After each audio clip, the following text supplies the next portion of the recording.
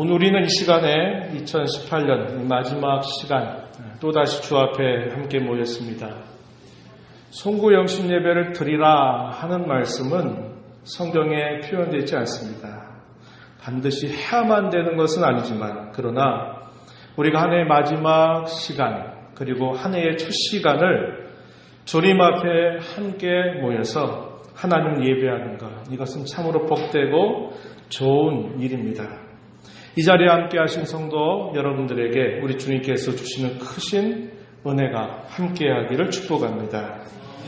하나님께서 해와 달과 별들을 창조하신 다음에 그것들로 하여금 낮과 밤을 주관하라고 말씀하십니다. 그리고 계절과 날과 해를 이루라고 하나님께서 말씀하셨어요. 창세기 1장 14절에서 하나님이 광명체들을 창조하신 다음에 이렇게 말씀을 하십니다. 우리가 살아가는 매일매일의 삶이 그대로 계속적으로 이어져만 간다면 우리가 시간들을 읽어가기도 어렵고 우리의 삶을 다시 한번 되돌아볼 수 있는 기회를 가지지 못할 겁니다. 그런데 우리 하나님께서는 우리 인생들의 연약함을 잘 아셔서 우리로 하여금 낮과 밤이 바뀌게 하셔서 하루를 또 잊고 새로운 하루를 시작할 수 있게 하시고 좋은 계절, 꽃이 피는 계절이 있는가 하면 그 꽃이 무르익어 열매를 맺는 계절이 있게 하시고 그 계절이 지나면 또 겨울과 같은 계절을 통해서 또 새로운 준비를 할 수 있도록 끊임없는 계절의 변화를 주심으로 우리의 마음을 다시 한번 새롭게 할 수 있는 계기들을 하나님께서 우리에게 주셨다고 하는 겁니다. 저는 이 말씀을 떠올릴 때마다 하나님께서 얼마나 큰 은혜를 우리에게 베풀어 주셨는가 하는 것을 생각하게 됩니다. 정말 큰 은혜입니다. 우리의 삶에 주시는 아주 특별한 계기입니다. 아심과 후회를 뒤로하고 새로움을 다시 준비하고 시작할 수 있는 계기를 하나님께서 우리에게 주셨다고 하는 것입니다. 또한 저는 이맘때가 되면 꼭 떠올리는 말씀이 있어요. 시편 30편 5절 말씀에 보면은 이런 말씀이 주어집니다. 그의 노염은 잠깐이요 그의 은총은 평생이로다. 저녁에는 울음이 깃들일지라도 아침에는 기쁨을 주시리로다. 하나님께서 노염을 베푸시는 것은 잠깐이지만 그분이 베풀어 주시는 은혜는 평생이라고 고백하고 저녁에는 울음이 깃들인다 하더라도 아침이 되면 그 울음을 잊고 새로운 기쁨을 주신다 이렇게 고백합니다. 이 고백은 하나님 앞에 다윗이 고백했던 놀라운 시편이고 이맘때가 되면 꼭 이 말씀을 제 마음속에 되뇌이는 그런 구절이기도 합니다. 지나간 해 동안 우리가 갖는 많은 후회와 아쉬움, 안타까움, 허물들, 다시 생각하고 싶지 않은 그런 과거들이 있지만 하나님께서 우리에게 또 새로움을 주셔서 다시 마음을 다시 잡고 시작할 수 있는 계기를 주시니 그 은혜가 얼마나 큰가 하는 생각을 하게 됩니다. 연말이 참 바쁘셨죠? 저도 바빴던 시간들일 것 같습니다. 다른 어느 때보다도 감당해야 될 설교가 많은 때가 있답니다. 새벽에는 물론 그렇지만은 이 7일이라고 하는 시간 안에 성탄절이 있고요. 일주일이 되기 전에 또 이 송구영신, 새해라고 하는 날이 있습니다. 그러다 보니까 다른 어느 때보다도 설교 준비를 많이 해야 되는 때로 좀 분주하게 움직이는 시간들이었던 것 같습니다. 이날 어떤 말씀을 가지고 함께 나눌까 고심하며 기도하는 중에 이 팔복을 생각하게 되었고 이 말씀을 준비하게 되었습니다. 오늘 우리가 읽은 이 본문의 말씀은 이 팔복에 관한 말씀을 우리에게 전달해 주고 있는데 특별히 그 중에서 이 마태복음 5장 3절에 심령이 가난한 자는 복이 있나니 천국이 그들의 것이니요 라는 이 말씀을 중심으로 성도로 누릴 복이라는 제목으로 함께 은혜를 나누고 싶습니다. 오늘 우리가 살고 있는 이 시대는 이해할 수 없는 참 많은 사건과 사고들이 발생합니다. 재난이나 불의의 사고로 사람이 죽게 된다면 어쩔 수 없는 문제로 우리가 여겨서 안타까운 마음을 가지면 될 것인데, 사람의 정신적인 문제라든지 도덕적이고 윤리적인 문제 때문에 어떤 사건과 사고가 발생할 때 이해하기 힘들 때가 덜어 있다는 겁니다. 특별히 어떤 때 그런 걸 생각하게 되냐면, 이유 가운데 사람을 죽인다든지 누구가 봐도 납득되기 어려운 그런 이유를 가지고서 의도적으로 어떤 사건과 사고를 일으키게 되면 납득하기 어렵다는 겁니다. 우리가 살고 있는 사회 속에 가끔씩 뉴스를 통해서 그러한 일들이 일어나는 것을 볼 때마다 이 사회가 도대체 어떻게 되려고 하는가 이런 생각을 하게 되죠. 사람을 죽여놓고 왜 죽였냐 그러니까 그 이유가 없는 겁니다. 이해가 안 되는 거예요. 원한 관계가 있었는지 아니면 어떤 특별한 관련 때문에 그렇게 된 것인지, 그런 일이 있었다면 이해가 될 만도 한데 그냥 죽였다는 겁니다. 이런 말들 들으면 우리는 당혹감을 감출 수가 없는 거죠. 도덕적이고 윤리적인 문제를 가지고서 어떤 사건과 사고를 의도적으로 일으켜서 많은 사람들이 그것 때문에 죽게 되는 일을 볼 때마다 우리의 마음은 참으로 안타까운 마음으로 가득 차게 됩니다. 이 모든 일의 문제를 저는 성품의 문제라고 생각합니다. 자신의 자리가 높은 자리에 있다든지 그가 맡은 자리가 큰 역할들을 감당하는 사람일수록 그 사람의 성품이 어떠한가가 대단히 중요하다는 겁니다. 그 한 사람의 잘못된 행실이나 그의 태도 때문에 얼마나 많은 사람들이 문제가 될 수 있다는 것을 우리는 알기 때문에 그러합니다. 우리가 교회를 생각할 때 교회는 건물이 아니라는 얘기를 여러 번 말씀을 드렸어요. 교회는 이 예배당이 교회가 아니라고 제가 말씀드렸어요. 이건 예배당입니다. 교회는 구원받은 성도들의 모임을 교회라고 말합니다. 이 성도들이 모이면 뭘 할까요? 오늘 이 자리에 뭐 하러 나오셨어요? 예배하러 나오셨죠? 예배합니다. 또 뭐 할까요? 우리의 다음 세대, 우리의 성도들을 말씀으로 교육하는 일을 하죠. 또 어떤 일이 있냐면 서로 만나서 안부를 묻고 또 서로 신앙을 함께 나누는 교제하는 일들을 합니다.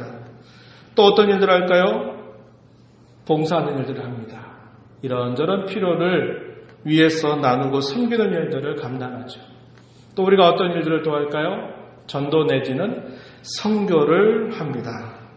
제가 말씀드린 것이 5가지예요. 이 5가지를 두고 교회의 5가지 기능이다 이렇게 부릅니다. 우리가 성도로 모여서 한 모든 일들을 잘 생각해 보면 이 5가지 안에 다 그 내용들이 들어가요. 그럴 때 교회가 성도라는 것을 다시 한번 꼭 기억하자는 겁니다. 교회 봉사하면 우리 어떤 생각을 많이 해요?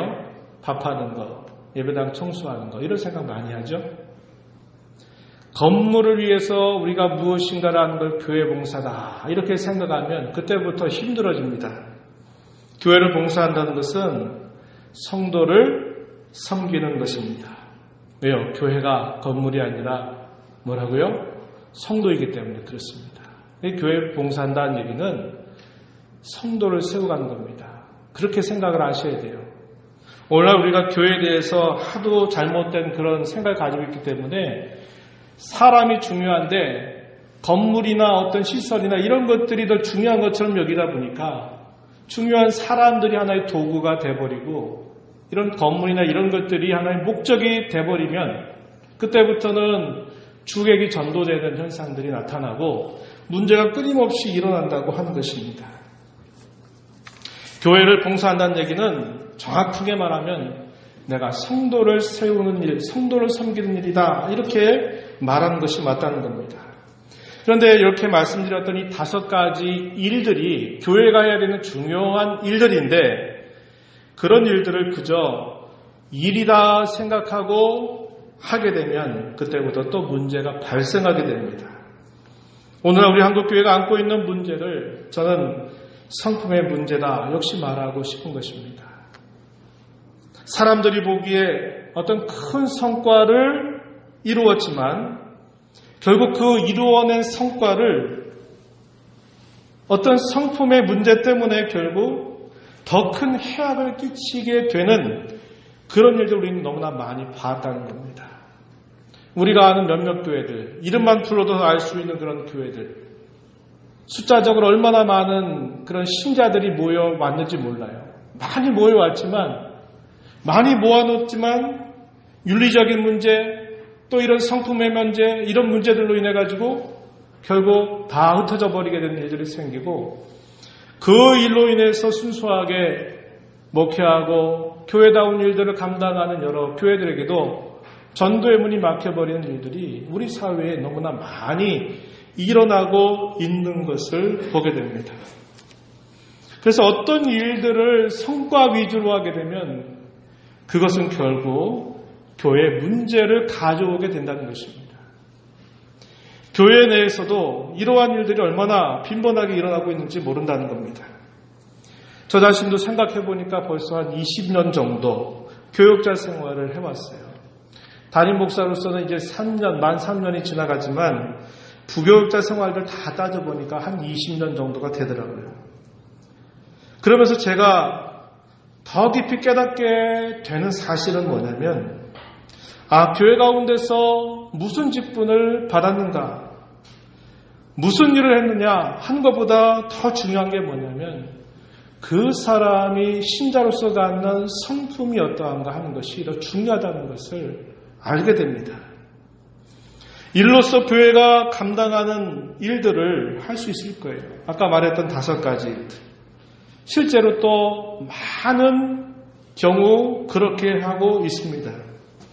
예배도, 신앙을 교육하는 것도, 친교도, 봉사도, 전도나 선교도 일로서 할 수 있습니다. 예배도 그저 예배 순서, 기도하자 하니까 기도하고, 찬송합니다 그러니까 찬송하고, 설교 시간이니까 설교하고, 이렇게만 할 수 있는 겁니다. 교육도 주어졌으니까 그냥 받을 수 있어요. 또 서로 만나서 인사하고 어려운 일 당했을 때 위로할 수도 있습니다. 성도를 위해서 여러 가지 봉사의 일도 할 수 있습니다. 전도하는 일, 선교하는 일도 그렇게 할 수 있어요. 우리가 그 가운데서 이 전도나 선교는 참으로 귀한 일로 여기고 있습니다. 우리는 여기서 바울 사도의 모습을 떠올려 볼 수 있어요. 바울 사도는 복음을 전하는 것을 자기 생애의 가장 큰 목표로 삼았습니다. 하지만 그는 복음을 전하는 일들을 그저 일로서만 그렇게 하려고 하지 않았다는 겁니다. 그는 자기 자신이 곧 복음이 되기를 원했고 자신의 삶이 곧 복음이 되는 것을 소망했습니다. 고린도서 9장 23절 말씀해 보면요, 이렇게 바울 사도가 말합니다. 내가 복음을 위하여 모든 것을 행함은 복음에 참여하고자 함이라.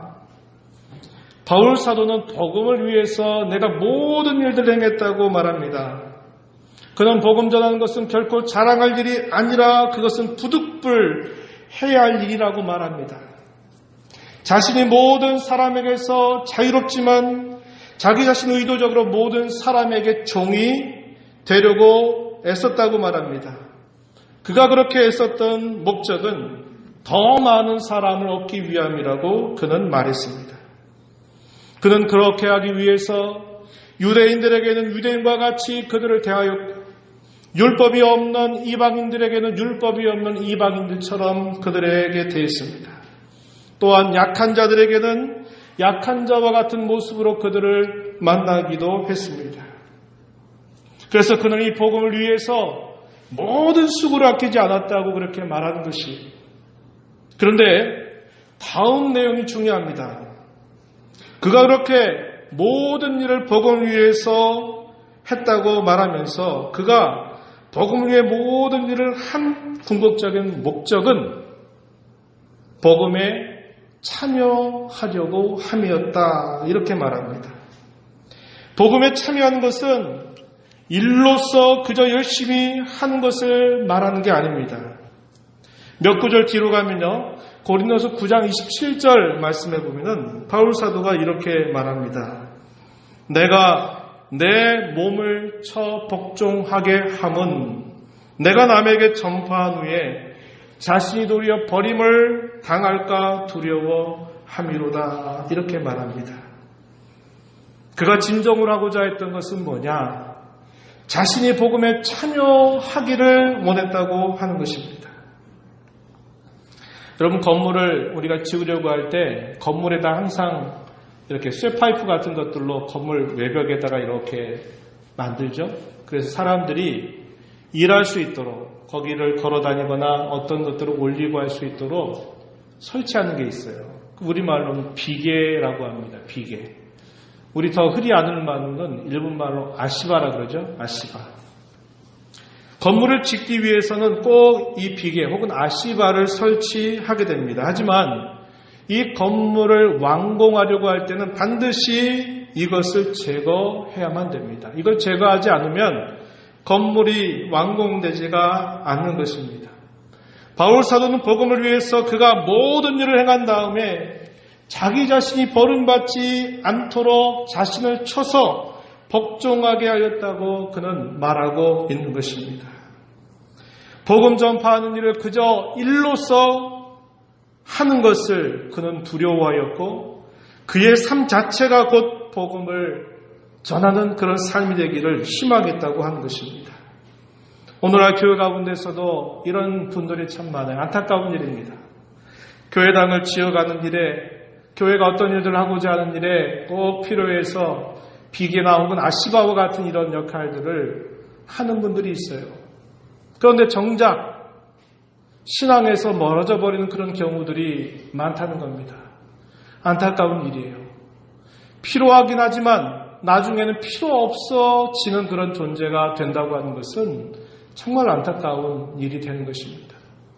복음을 전하는 일도 그럴 수 있다는 거예요. 그가 복음을 위하여 모든 일들을 그가 애를 쓰고 애를 썼지만 자기 자신에게나 버림을 당할까 두려워하는 마음으로 자기 자신을 쳐서 복종하게 하는 일에 힘을 기울였다고 그는 말하고 있는 것입니다. 교회 가운데서 행하는 이 모든 일들은 일로서 해서는 안 됩니다. 교회 가운데서 일보다 더 중요한 게 뭐냐? 성품이라고 하는 것입니다. 성경이 저와 여러분에게 가르치는 구원의 목적에 대해서 이렇게 성경을 가르쳐줍니다.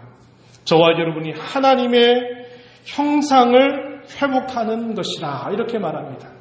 또 다르게 말하면 온전한 하나님의 형상을 이루는 것이라고 말합니다. 에베소서 1장 4절 말씀에 보면 이렇게 말해요. 우리가 우리를 거룩하고 흠이 없게 하시려고 우리를 창세전에 선택하셨다 이렇게 말합니다.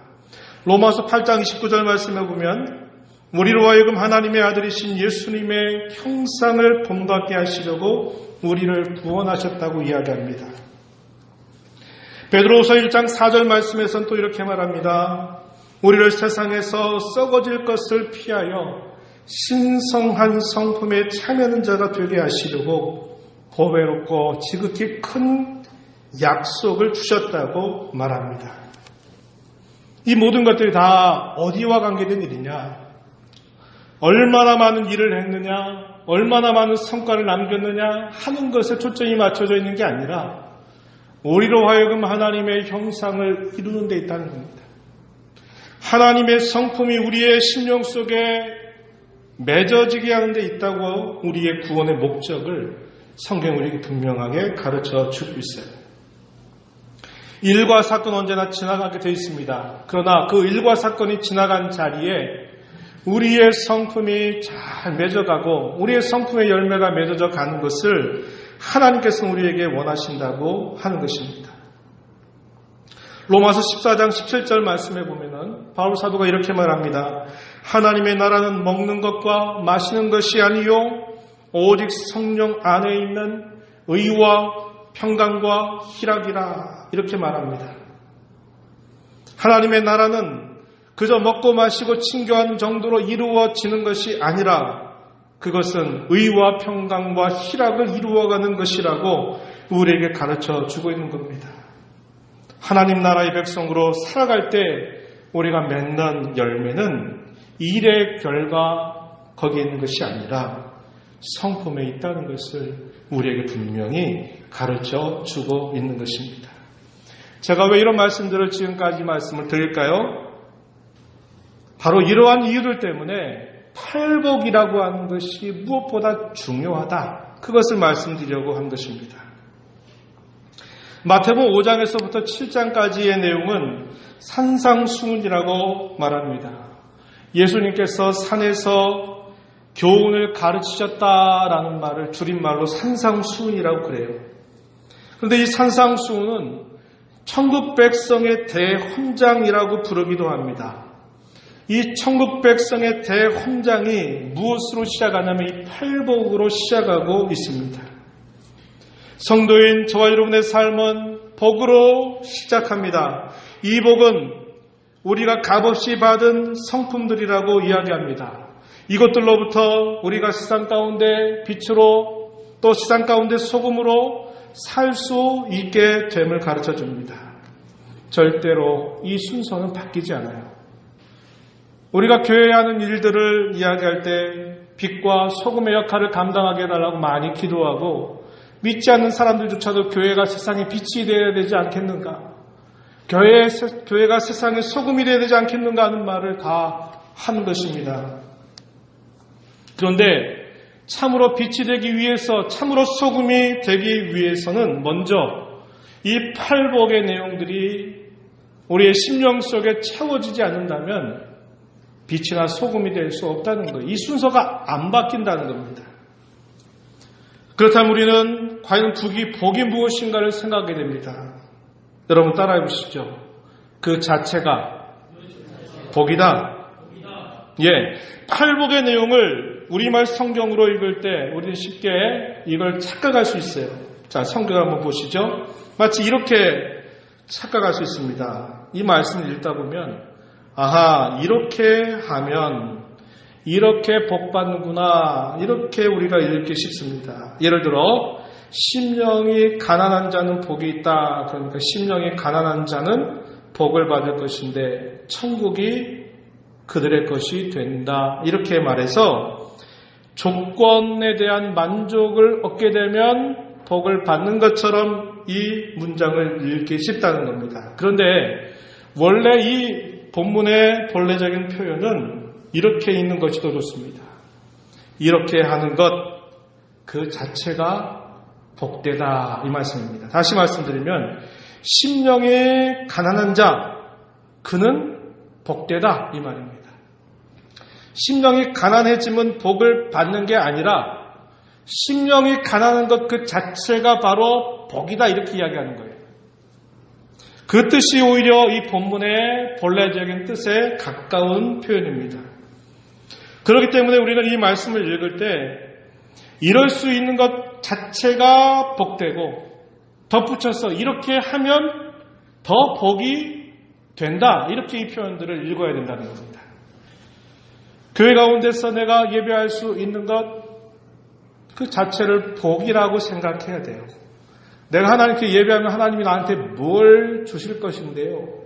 교회 가운데 내가 헌금을 드리면 그 헌금 받으신 하나님이 얼마나 나한테 복을 주실 것인가요? 라고 생각하면 안 되고 내가 어려운 중에도 하나님의 것인 줄 알고 구별을 드리는 것 자체가 복입니다.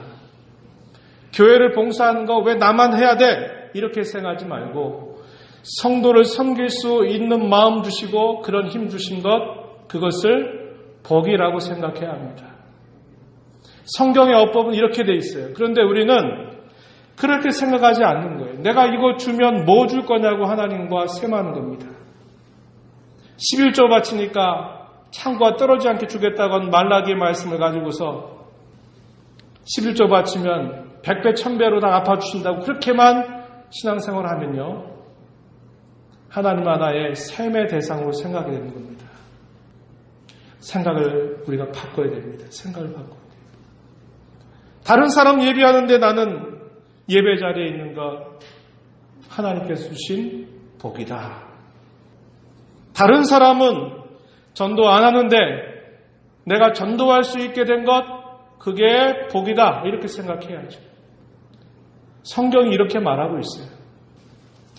팔복을 연구했던 어떤 신학자 한 분은 이렇게 말합니다. 8가지 복을 팔복이라 그러죠. 이것 중에 7가지, 그러니까 여러분 성경을 한번 보세요. 쭉 7가지가 있죠. 7가지는 성도의 내면적인 성격을 나타낸다, 이렇게 말합니다. 그리고 그 7가지 중에서 처음 4가지, 한번 성경 보세요. 심령이 가난한 자, 애통하는 자, 온유한 자, 의에 줄이고 목마른 자, 이 4가지는 그 사람의 마음 상태와 관계된 말씀이다, 이렇게 말하고요. 나머지 3가지 뭐가 있어요? 긍휼히 여기는 자, 마음이 청결한 자, 화평하게 하는 자, 이 3가지는 그러한 마음을 가지고 있는 것으로부터 바깥으로 나오는 모습이다, 이렇게 말합니다. 처음에 4가지를 그 내면에 가지고 있는 사람은 그 내면 속에서 나타나는 3가지 모습이 있는데, 다른 사람을 긍휼히 여기는 마음, 그의 마음이 청결하다는 것, 화평을 이루는 것이라, 이렇게 말하는 겁니다. 그리고 이 7가지의 성품들이 마침 어떻게 나타나느냐, 한 가지의 특성으로 나타나는데, 그게 제 8번째라고 이야기합니다. 8번째가 뭐예요? 의를 위하여 박해를 받은 자, 이렇게 나타난다는 겁니다. 이러한 내면을 가지고 살아가는 사람, 이러한 삶이 사람들에게 환영받고 사람들에게 존경받고 사람들에게 칭찬받는 것이 아니라, 이 세상 사이 가운데서는 이러한 삶을 살아가는 사람들이 박해를 받게 된다고 말하는 것입니다. 우리에게 주는 깊은 통찰이다, 이런 생각을 해보게 됩니다. 이 팔복의 내용을 한번 잠시 보시죠. 이 내용은 서로 다른 여러 사람들을 이렇게 표현하는 말들이 아니에요.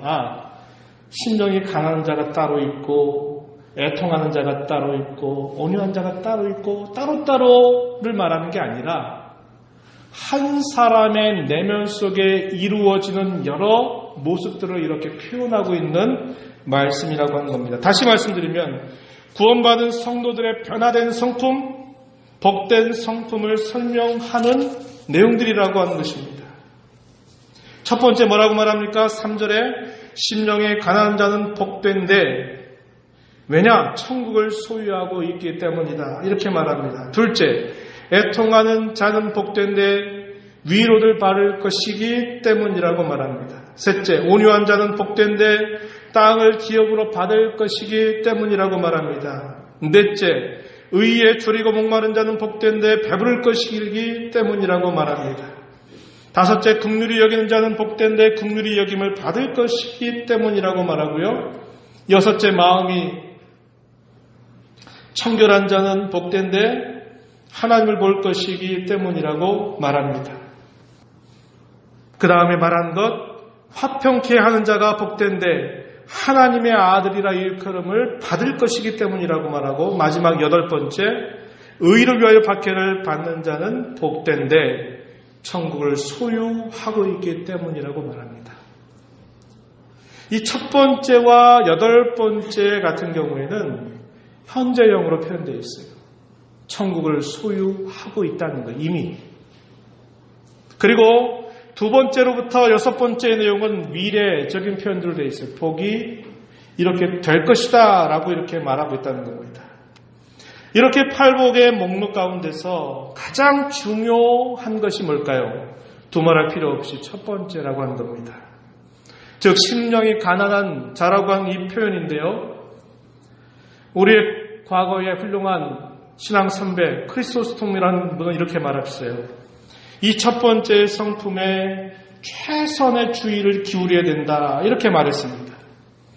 그리스도께서 심령의 가난함을 가장 먼저 말씀하신 것은 이것이 다른 7가지 복들보다도 가장 중요하기 때문인데, 그 복들의 시작을 말하고 그 복들의 기초가 되기 때문이라고 이야기하는 것입니다. 다시 말씀드리면 심령이 가난함이라고 하는 걸 빼놓고 나머지의 복을 말할 수 없다는 거예요. 마치 그것은 뭐와 같냐? 뿌리가 없이 열매가 자라나기를 기대하는 것과 똑같다는 겁니다. 뿌리가 없는데 열매를 맺을 수가 있을까요? 맺을 수 없죠. 반드시 그 뿌리가 있어야 됩니다. 것이요. 팔복 가운데서 심령이 가난하다라고 하는 이 성품이 바로 뿌리와 같다는 겁니다. 여기로부터 그 나머지의 복들이 따라오게 돼 있다는 것을 이야기한 것입니다. 그렇다면 심령이 가난한 자라고 하는 걸 어떤 걸 말할까요? 심령이 가난한 자라는 것은 자신들의 죄와 허물을 깨닫는 것을 말합니다. 자신의 죄와 허물을 깨닫고 자기 안에 어떠한 선함이 없다는 것을 발견합니다. 절망에 빠져서 전폭적으로 하나님의 자비만을 갈구하는 사람, 이러한 사람을 심령이 가난한 자라 이렇게 말합니다. 자기가 얼마나 하나님 앞에 죄악된 자인가를 깨닫는 것이죠. 자기 안에 어떤 선한 것이 없다는 것을 발견하는 것이죠. 그러하기에 오직 하나님의 자비만을 붙잡으려고 하는 사람, 이러한 사람을 심령이 가난한 자라 이렇게 말합니다. 그래서 자기를 부정할 수밖에 없는 사람이라는 거죠. 나는 아무것도 아니라는 거예요. 나는 아무것도 할 수 없다는 겁니다. 오직 주님의 자비가 아니고서는 나는 아무것도 될 수 없다는 것을 고백하는 사람, 이러한 사람은 심령에 가난한 자라 이렇게 말합니다. 종교개혁자든 교역자였던 칼빈은 이렇게 설명했습니다. 심령이 가난한 자는 그 자신 안에서는 아무것도 발견할 수가 없어서 자비를 구하기 위해서 성소로 달려가는 사람을 말한다.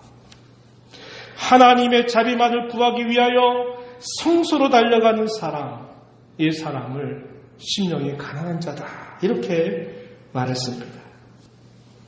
이렇게 심령이 가난한 자들이 천국을 소유한다고 말합니다. 반대로 표현해 볼까요?